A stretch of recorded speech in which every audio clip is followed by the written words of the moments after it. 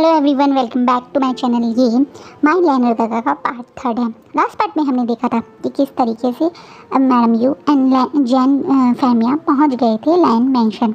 अब आगे land Curran गुस्से में मैडम यू और जैन फैमिया को देख रहे हैं। वीन जो सो चुका है उसे बड़े आराम से उसके रूम बेड में लिटा के ये लोग अब बाहर आके डाइनिंग एरिया में बैठे हुए हैं। मैडम यू और जैन फैमिया अब धीरे धीरे करके सारी बातें इन तीनों लाइन्स को बताते हैं।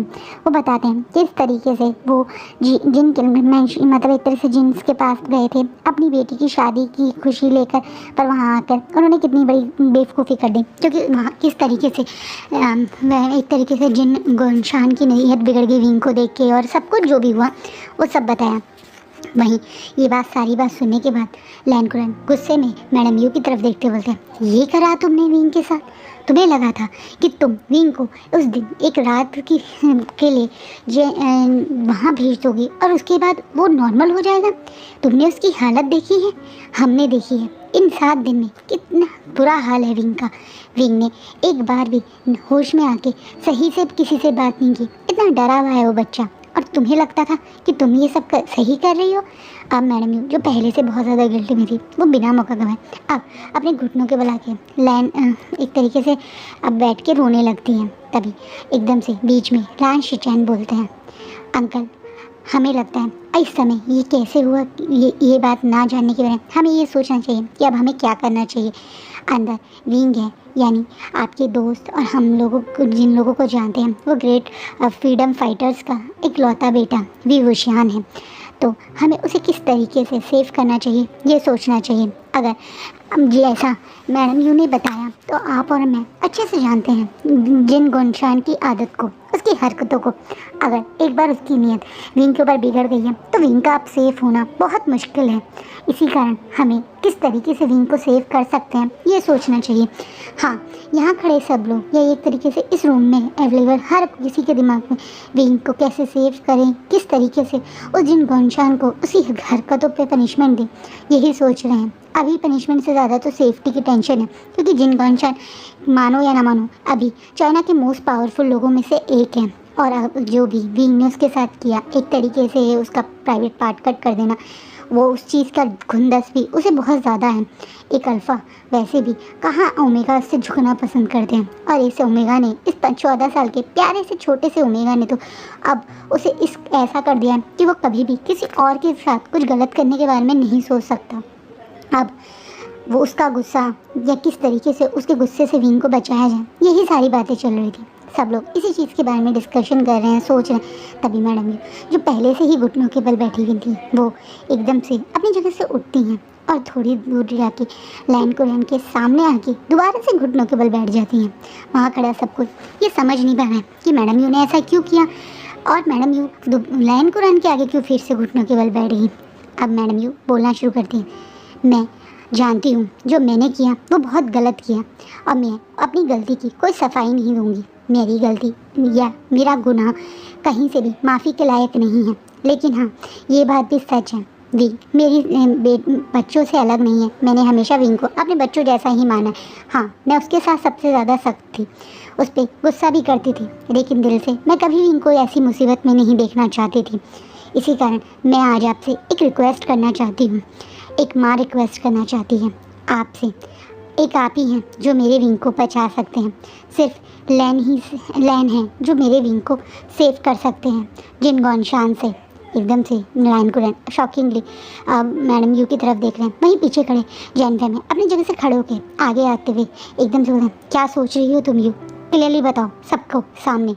एकदम से मैडम यू फिर से अपनी बात कंटिन्यू करते हुए बोलती हैं, मैं जानती हूँ लैंस इस समय सबसे ज़्यादा इन्फ्लुएंस, सबसे ज़्यादा फेमस और स्ट्रॉन्ग बिजनेस पर एक तरह से कॉपरेशन है आप सब का बीच में। आप सबके साथ बहुत अच्छा रुतबा, रेपुटेशन और नाम है। सिर्फ लैन ही है जो मेरे बच्चे को जिन से बचा सकते हैं। अब मैडम यू अपनी क्लियर बातों पे आती हैं। लैंस के अल्फ़ा के बारे में भी पूरा का पूरा चाइना जानता है कि लैंस अल्फ़ा एक ही ओमेगा के साथ रहते हैं, और वो अपने ओमेगा के साथ कितना अच्छा ट्रीट करते हैं, या उनके ओमेगा के लिए वो कितने ज़्यादा प्रोटेक्टिव हैं। कोई भी पर्सन लेंस के ओमेगास पे नज़र नहीं डाल सकता, खासकर वो ओमेगास जिन्हें लेंस अल्फ़ा ने मार्क किया हो। उन ओमेगा की तरफ गंदी नज़र देखना तो क्या, उनकी तरफ नज़र उठाते हुए भी सारा का सारा चाइना घबराता है, क्योंकि आप लोग बहुत ज़्यादा स्ट्रॉन्ग हैं, बहुत ज़्यादा ख़तरनाक हैं। जब बात आपके ओमेगास पे आ जाती है, आपके अल्फ़ा इस नाम से फेमस है, इसलिए मैं चाहती हूँ कि आप मेरी विंग की शादी अपने कि लैन या अपने लैन मतलब किसी एक लैन से करवा दें। एक बार विंग की शादी एक लैन से हो जाएगी तो जिन भी आप लोगों से पंगा नहीं लेगा। प्लीज़ मेरी यही रिक्वेस्ट है। एकदम से ये बात सुनने के बाद जैन फैमिली जो मैडम यू के पास खड़े थे वो गुस्से में मैडम यू की तरफ देखने लगते हैं। वहीं लान कुरैन, लान शिचैन और वांग जी शॉकिंगली मैडम यू की तरफ देख रहे हैं। कहाँ यहाँ पे सब लोग विंग को सेव करने की बात करें और कहाँ मैडम यू शादी पे आ गई। वो तो भी सिर्फ एक 14 साल का बच्चा है, शादी कहाँ से करवा सकते हैं उसकी। लेकिन जैसे मैंने बताया 90s का ज़माना है, तो यहाँ तो 12 साल के ओमेगास की भी शादी हो जाती है, तो 14 साल के विंग की शादी भी हो सकती है। इस एक तरीके से ये 90s का टाइम है, तब तो इंडिया में भी 12-12, 8-8 साल के बच्चों की शादी हो जाती थी। तो ये उस टाइम की बात है। तो प्लीज़ कोई कमेंट में ये मत कहना हो ये चाइल्ड मैरिज है, ये एक फैन फिक्शन है और ये 90s का फैन फिक्शन है। तो तब तक ये चाइल्ड मैरिज वाला रूल नहीं था। यहाँ ये सब लोग मैडम यू की बात से शॉक में खड़े थे, किसी के मुंह से कुछ निकल नहीं पा रहा था, कोई रिएक्शन नहीं आ रहा था। तभी पीछे से एक आवाज़ आती है, वो भी बहुत ज़ोर से चीखने की, और ये विंग था जो शायद फिर से होश में आ गया। विंग की चीखने की आवाज़ सुन के सब लोगों का ध्यान विंग के रूम की तरफ जाता है और वैसे तुरंत जैन फैमिया और मैडम यू अपनी जगह से विंग के रूम की तरफ दौड़ के जाते तो देखते हैं विंग दोबारा से अपने बेड पे बैठा हुआ है। उसने अपना फेस अपने घुटनों में छुपाया हुआ है, वो दोनों हाथ से कस के अपने घुटनों को पकड़े हुए बेड पे बैठा हुआ है और मुँह उसके मतलब उस घुटनों में छुपा रखा है। मैडम यू दौड़ के जाके विंग को तुरंत गले लगा देती है और शांत करने लगती हैं। वहीं जैन फैमिया भी विंग के सर पे हाथ फेरने लगते हैं और उसे प्यार से बोलते हैं, विंग डरो मत, अब हम यहाँ हैं, हम तुम्हारे पास हैं। तभी विंग जो थोड़ा सा होश में आते हैं तो वो अपनी आंसू भरी आंखों से मैडम यू की तरफ देखते बोलते हैं, मदर आपने मुझे क्यों सब गंदे अंकल के पास छोड़ा, क्यों छोड़ा आपने मुझे उस गंदे अंकल के पास। मुझे वो डरा रहे हैं, मुझे वो सपने में रो आ रहे हैं, वो मुझे फिर से वैसे ही टच कर रहे हैं। मदर वो फिर आ जाएंगे, मदर वो मुझे फिर हम पर गंदा टच करेंगे। ये बोल रहे हैं और काँप रहा है और रो रहे हैं। मैडम यू बहुत ज़्यादा स्ट्रेस में आ गई ये देख के। फिर विंग रोते हुए अपनी बात पूरी करते, मदर मैं जेल नहीं जाना चाहता, मदर मैंने उन्हें नहीं मारा था, मदर उनके पास बहुत सारा ब्लड था, मदर क्या वो मर गए, मदर क्या मैं मर्डरर बन गया, मदर क्या मैं सच्ची में जेल जाऊंगा।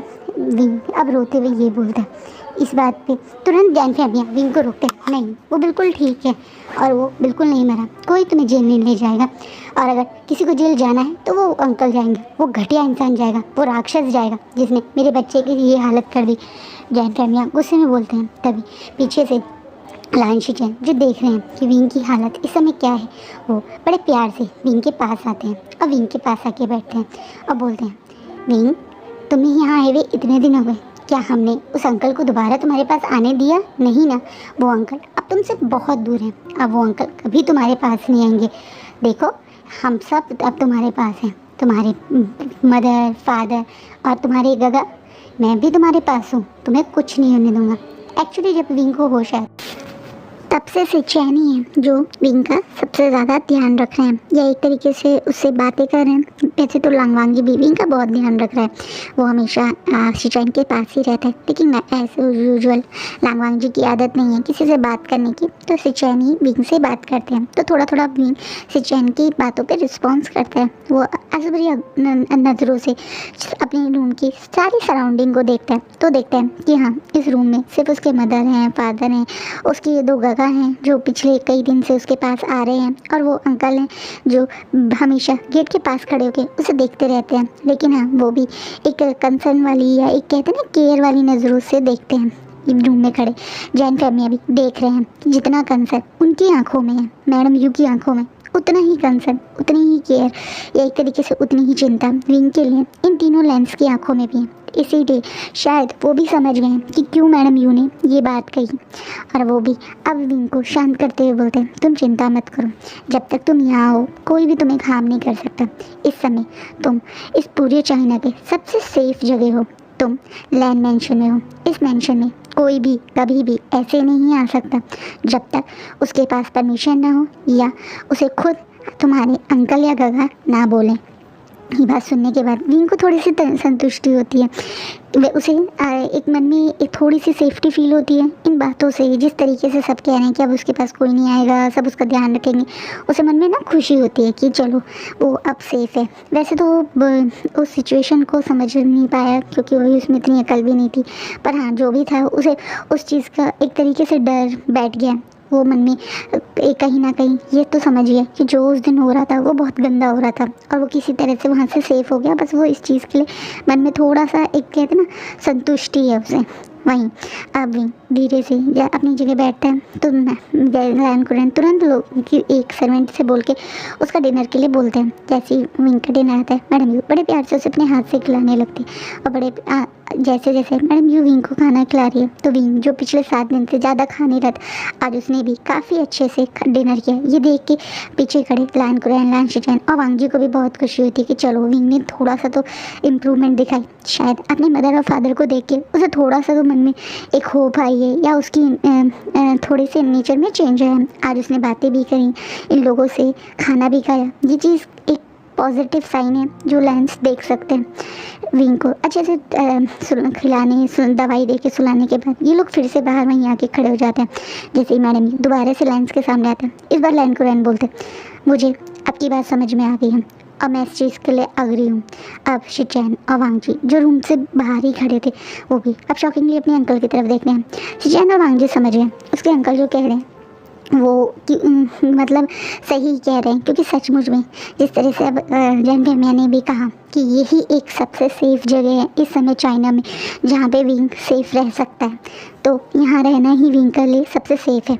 तो मैडम यू की बात पे भी कहीं ना कहीं कुरैन अब अग्री होते हुए अपनी बात कंप्लीट करते हुए बोलते हैं विंग आज से यहीं लैन मेंशन में ही रहेगा हम लोगों के पास।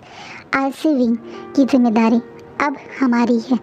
आपने अब तक विंग का जितना ध्यान रखा जो भी किया उसके लिए मैं आपको थैंक यू कहता हूँ। मैं मानता हूँ कहीं ना कहीं सिर्फ मैडम यू की गलती नहीं है, हाँ उस इंसान की घटिया सोच ही है इस विंग की सिचुएशन के पीछे। फैमिया मुझे पता है तुम्हें भी मैडम यू से इस समय बहुत गुस्सा होगा, तुम्हें भी मैडम यू पे इस समय एक तरीके से गुस्सा नफ़रत वाली थिंकिंग आ रही होगी, लेकिन तुम भी ये बात समझो अगर ये उस समय मना भी कर देती तो वो जिनगोनशान घटिया इंसान अपनी हरकतों से बाज नहीं आता। वो किसी और तरीके से फिर से विंग के साथ या विंग को अपने पास लाने की कोशिश करता ही तुम्हारे दोनों ही बच्चों की ज़िंदगी बर्बाद हो जाती। इन्होंने उस समय जो फैसला लिया एक तरीके से यानली की तो लाइफ सही रही और मैं ये भी जानता हूँ कि तुम और तुम्हारी वाइफ भी कोई वीक नहीं है। जब तक तुम लड़ सकते हो तुम लड़ोगे और तुम्हारा बेटा के बारे में जितना मैंने सुना है या ये कहूँ जब तुम लोग जिन के पास थे तो मैंने अपने लोगों से तुम लोगों के बारे में जितना पता किया है मुझे पता है जंचा भी एक स्ट्रॉन्ग अल्फा है, वो तुम्हारा और अपना ध्यान रख सकता है। लेकिन हाँ विंग का समय तुम्हारे क्लैन जाना एक बहुत बड़ा खतरे की निशानी रहेगी। कहीं ना कहीं तुम जियांग के टक्कर नहीं ले सकते और वो पक्का अपने पावर का फ़ायदा उठा के तुम्हारे एक तरीके से लोटस पेयर को भी बर्बाद कर देता और विंग को भी तुमसे छीन ही लेता। तो विंग का यहाँ लैंड में ही रहना, डायमेंशन में ही रहना सबसे सही डिसीजन रहेगा। अब जैन फैमिली अपनी जगह से आगे आते हैं और कहते हैं हाँ मैं जानता हूँ और मैं ये भी जानता हूँ जो यू ने कहा वो भी सही है, लेकिन मैं यू की पूरी तरह से बात से एक तरह से सपोर्ट नहीं करता। बिना मैरिज के भी विंग यहाँ रह सकता है क्योंकि मैं जानता हूँ विंग तुम लोगों के पास बहुत सेफ़ है। तुम्हें कोई ज़रूरत नहीं है विंग की किसी अल्फा से शादी करवाने की। विंग को तुम अपने पास रखो, हम बीच बीच में विंग से मिलते आते रहेंगे और जब तक विंग पूरी तरह से ठीक नहीं हो जाता मैं और मैडम यू यहाँ से नहीं जाएंगे। इस बात पे एकदम से लैन कुरैन अपनी बात बोलते हैं, लेकिन तुम शायद सिचुएशन नहीं समझ रहे हो। कहीं ना कहीं विंग ने अटैक किया है उस जिनगोनशान पे। वो पुलिस की या लोगों की अपने पावर का यूज़ करके विंग को यहाँ से ले जा सकता है ये बोल के कि विंग ने अटैम्प्ट टू मर्डर किया है और इसकी तब हम विंग को सेफ नहीं कर पाएंगे क्योंकि लीगली हम कहीं से भी विंग का सपोर्ट नहीं कर पाएंगे। लेकिन हाँ अगर विंग एक बार किसी लैंड के साथ जुड़ गया, एक लैंड मतलब का अल्फ़ा या मेट बन गया तो वो फिर लैन फैमिली का मेंबर बन जाएगा। फिर पुलिस या कोई भी उसकी तरफ देखने से पहले 2 बार सोचेगा। इसीलिए मैडम यू गलत नहीं कह रही हैं। लैन कुरैन अब दोबारा से बोलते हैं, कहीं ना कहीं लैन कुरैन जो कम बोलते हैं या कम ही बातों से लोगों का असली फेस मतलब या वो क्या सोच के बोल रहे हैं वो समझ जाते हैं। वो समझ गए थे मैडम यू ऐसा क्यों बोल रही हैं, इसी कारण वो इस समय जैन फैमिया के सामने मैडम यू का सपोर्ट कर रहे हैं। वो फिर से अपनी बात कंटिन्यू करते हुए बोलते हैं, मैं अपने छोटे नेफ्यू लांग वांग जी की तुम्हारे विंग से शादी करूँगा और मैं कल ये ऑफिशियली सारे मतलब एक तरीके से जो भी लीगल टीम होती है जो मैरिज करती है लीगली, उस टीम को घर पे बुलाऊंगा और इन दोनों की लीगली मैरिज करवा दूंगा। और एक दिन बाद सारे न्यूज़पेपर सारे चैनल्स पे जो भी मीडिया की से रेडियो मतलब एक तरीके से उस समय ब्रॉडकास्ट होते थे तो उनसे सब जगह ये न्यूज़ परसों सबके बीच में आ जाएगी कि मेरे नेफ्यू लांग वांग जी और वी विशान की शादी हो गई है। उसके बाद चाहे जिन मतलब एक तरह से जिन गौनशान को ये बात पता भी चल जाएगी तो वो यहाँ नहीं आ सकेगा और या विंग के पास नहीं पहुँच पाएगा। ये बात सुनने के बाद जैन फैमिली शॉकिंगली अब लैन कुरैन की तरफ देखते हैं कि मतलब एक रातों रात, अभी तो रात हो रही है ना, सुबह ही एकदम से विंग की शादी और न्यूज़ कैसे करेंगे लैन कुरैन। लेकिन वो ये भी जानते हैं कि ये लैन कुरैन है या एक तरीके से कह दे तो ये लैन कॉर्पोरेशन के लोग हैं, इन्हें कोई दिक्कत नहीं होगी, ये मोस्ट पावरफुल हैं इस समय चाइना के, तो इनके लिए कोई बड़ी बात नहीं है रातों रात सारी चीज़ें अरेंज करना। कुरैन ये बोलने के बाद वांग जी और शिचैन को अपने रूम में बुलाते हैं। वांग जी और शिचैन बिना टाइम गवाए दौड़ के मतलब एक तरह से कुरैन से मिलने आते हैं। कुरैन अब उनसे बोलना शुरू करते, मैं जानता हूँ वांग जी, मैंने जो एकदम से फैसला लिया वो तुम्हारे लिए काफ़ी बड़ा शौक होगा, लेकिन तुम ये भी जानते हो कि शिचैन के ऑलरेडी हमने नी क्लैन से शादी की बात कर रखी है, तो मैं शिचैन का नाम नहीं ले सकता था, इसलिए मैंने तुम्हारा नाम लिया। मैं जानता हूँ वांग जी, लैंस एक ही बार प्यार करते हैं और एक ही बार किसी से शादी करते हैं। मैंने ये राइट जो आज तक किसी लैंस से नहीं लिया गया, हमेशा लैंस अपनी मर्ज़ी से पसंद करके ही शादी करते हैं, वो मैंने तुमसे छीन लिया। मैंने तुमसे बिना पूछे बिना तुम्हारी मर्ज़ी डिस्कस किए तुम्हें इस शादी में बांधने के लिए बोल दिया। क्या तुम मुझसे नाराज़ हो? एकदम से कुरैन अपनी बात पूरी करते हुए वांग जी की तरफ देखते हैं। वांग जी जिसका फेस एज यूजुअल कोल्ड रहता है, एक्सप्रेशन नहीं रहते, वो उसी एक्सप्रेशन लेस फेस से बोलता है, नहीं अंकल आपने जो किया सही किया, मैं मॉर्निंग में रेडी हो जाऊँगा और जहाँ आप बोलेंगे वैसा ही शादी होगी। और ये बोलने के बाद वहाँ से वांग जी बिना कुछ बोले चले जाते हैं। शिचैन भी समझ गया कि हाँ वांग जी गुस्सा नहीं है, क्योंकि वांग जी कम ही बोलता है और वो इतना ही मतलब इतनी बात में वो समझ जाते हैं कि वांग जी गुस्सा है नहीं। वहीं अब जैसा डिस्कस हुआ था वैसे ही ये रात आराम से जाती है, जहाँ एक तरफ बहुत ज़्यादा एक तरह से जैन फैमिली और मैडम यू के मन में संतुष्टि है कि चलो अब तो वो एक मतलब जो कल होगा उसके बाद विंग सेफ हो जाएगा जिनसे। वहीं दूसरी तरफ लैन कुरैन अकेले रूम में बैठ के सोच रहे हैं कि वो ये जो कर रहे हैं वो उन दोनों अपने दोस्तों के लिए कर रहे हैं, जिनके कारण आज ये लाइफ ये सब कुछ जो वो जी रहे हैं वो जी पा रहे हैं, वरना वो पहले की तरह एक तरीके से गुलाम बन के रहते और ऐसी लाइफ नहीं जी पाते। तो विंग का सेव करना उनकी सबसे बड़ी प्रायोरिटी है और वो करेंगे। वहीं वांग जी जो अपने रूम में आया था उसके पीछे पीछे तुरंत शिचैन आ गए थे और उन्होंने वांग जी को समझाया था कि वो एक बार वो अगर वो नहीं करना चाहता ये शादी तो वो अपने ब्रदर से बता दे, उनके ब्रदर ही विंग से शादी कर लेंगे, क्योंकि उनके ब्रदर जो एक तरह से नीमिंजो से शादी करना चाह रहे थे वो एक तरीके से एक इन दोनों के बीच में अभी ऐसा कोई फीलिंग वाला चक्कर नहीं है, बस दोनों एक तरीके से कंपनी से एक दूसरे के साथ मर्जर करना चाहती थी, तो उनको शिचैन ने बोल दिया कि वो नी मिंजो से शादी करेंगे। पर और नी मिंजो भी एग्री हो गए, क्योंकि उस समय नी मिंजो एक ओमेगा हैं और काफ़ी स्ट्रॉन्ग ओमेगा हैं, तो कोई और अल्फा उनमें इंटरेस्टेड नहीं था और उन्हें जिस इस तरह से शिचैन इससे वो एक दो बार मिले तो उन्हें वो अच्छे लगे, तो दोनों अग्री हो गए थे। लेकिन वो जब अब अपने ब्रदर की बात आती है तो शिचैन सोचते हैं कि अपने ब्रदर को फंसाने, मतलब एक तरीके से अनवांटेड रिश्ते में बांधने से अच्छा वो खुद इस टाइप के रिश्ते में आ जाएंगे। और वैसे भी विंग बहुत छोटा है और वो ये कोई कहते हैं ना मैरिड लाइफ जीने के कारण नहीं सोच रहे हैं, वो सिर्फ अब उसे सेव करने के बारे में सोच रहे हैं। तभी वांग जी तुरंत बोलता है, नहीं ब्रदर, मैं खुद विंग का ध्यान रखना चाहता हूँ।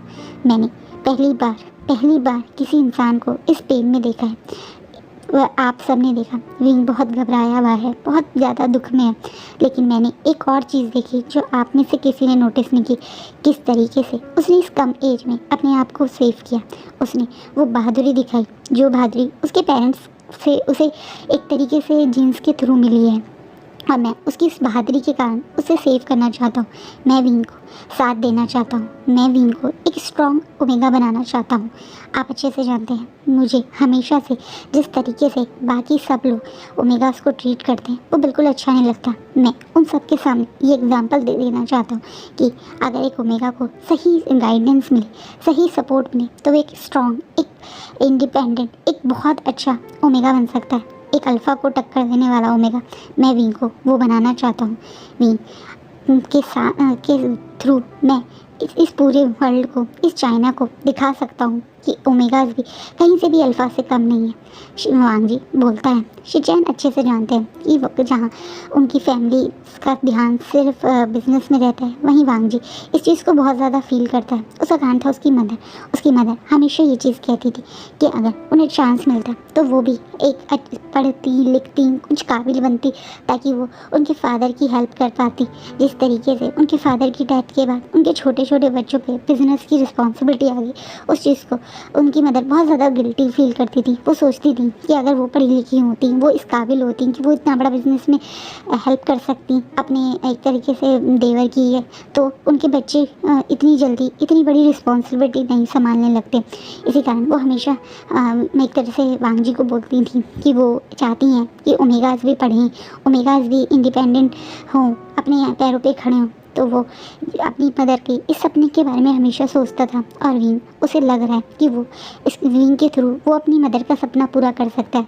वो विंग को एक स्ट्रॉन्ग, एक इंडिपेंडेंट, एक ऐसा ओमेगा बनाना चाहता है जिसे देख के सब लोग ये चीज़ समझे कि अल्फ़ा से ओमेगा कम नहीं है। ऐसी वांग जी की सोच है, और वांग जी को कहीं ना कहीं विंग जो अभी इस समय घबराया हुआ है, सबको उसमें नर्वसनेस, घबराहट, उसका दुख दिख रहा है, वहीं वांग जी को विंग की वो बहादुरी दिख रही है कि जिस तरीके से उसने इस कम एज में सही डिसीजन लेके अपने आप को सेव किया। और इसी कारण वांग जी खुद विंग से शादी करना चाहता है, ताकि वो विंग को एक तरीके से अगर वो उसकी वाइफ बन जाएगा या मेड बन जाएगा तो उस सारे लीगली राइट विंग के सारे लीगली राइट वांग जी को मिल जाएंगे। तो कोई अगर वांग जी उसे पढ़ाना चाहे या कुछ भी करना चाहे तो कोई उसे रोक नहीं सकता। तो वांग जी इस वजह से ये सोच रहा है। वहीं शिचैन जब देखते हैं कि सचमुच में विंग को लेके वांग जी कितना सीरियस है और वो कितना ज़्यादा सोच चुका है विंग के फ्यूचर के लिए, विंग की एक तरीके से कैसे वो विंग को सपोर्ट कर सकता है, पढ़ाएगा, इतनी डीप बातें सोच चुका है। तो उन्हें खुशी होती है कि कम से कम ये दोनों यानी विंग और वांग जी एक दूसरे के साथ इसी तरह से रहेंगे। उनका ब्रदर जो ड्रीम काफ़ी दिन से देख रहा था वो भी पूरा हो जाएगा, और विंग को भी एक स्ट्रॉन्ग अल्फ़ा मिल जाएगा। क्योंकि ये भी बात सच है कि वांग जी एक बहुत स्ट्रॉन्ग, बहुत डोमिनेटिंग अल्फ़ा है, और उसकी एक तरीके से जिस तरीके का उसका नेचर है, ऑरा है, उससे टक्कर लेने की हिम्मत किसी अल्फ़ा में जल्दी नहीं है। तो विंग सबसे ज़्यादा सेफ भी शायद वांग जी के साथ ही होगा। यही बात शिचैन सोच रहे हैं। यहाँ एक तरफ शिचैन वांग जी से बात कर रहे हैं, वहीं दूसरी तरफ मैडम यू और जैन फेमिया विंग के रूम में है। वो दोनों रात भर सो नहीं पाए ये सोच के कि वो सोच तो रहे विंग की शादी करने का, लेकिन विंग को अब समझाएंगे कैसे उसे बताएंगे शादी क्या होती है, या अब उसकी शादी हो रही है, कैसे उसे ये चीज़ें समझा पाएंगे।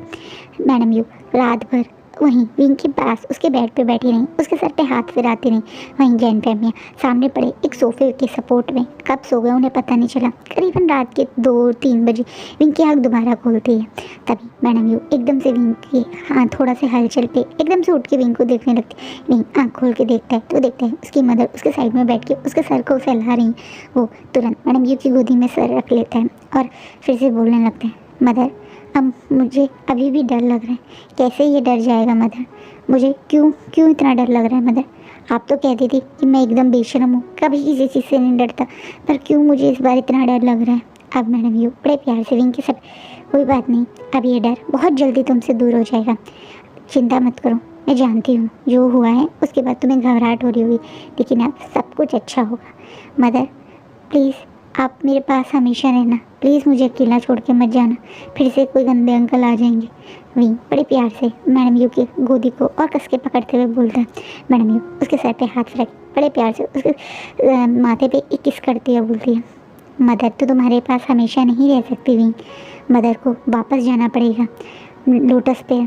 तुम्हारी वो प्यारी सी गोट है ना, वो सब तुम्हारा वेट कर रही हैं, तुम्हारे डॉग्स, तुम्हारी गोट्स, तुम्हारी काउ, बफेलो सब वेट कर रहे हैं। हमें वहाँ जाके उन्हें भी तो देखना है।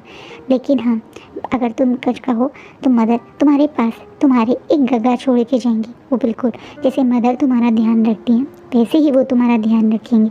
और इस बार मैं तुमसे वादा करती हूँ वो गगा तुम्हारे साथ कुछ गलत नहीं करेंगे। वो बिल्कुल तुम्हारी मदर की तरह तुम्हें प्यार करेंगे, तुम्हें केयर करेंगे, लेकिन हाँ वो तुम्हारे साथ कुछ गलत नहीं करेंगे।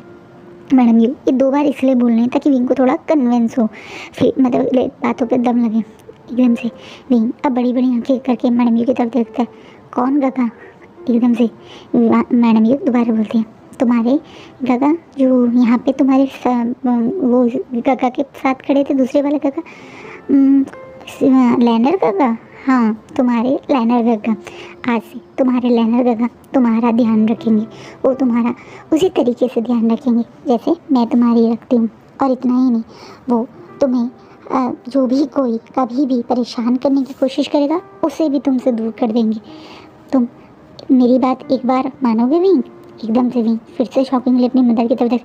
लास्ट टाइम मेरी बात मानोगे क्या क्या जो मैडम यू ने उसके साथ किया है, उस बेचारे का डरना तो बनता है भाई। एकदम से विंग थोड़ा घबराते हुए क्या क्या क्या मदर?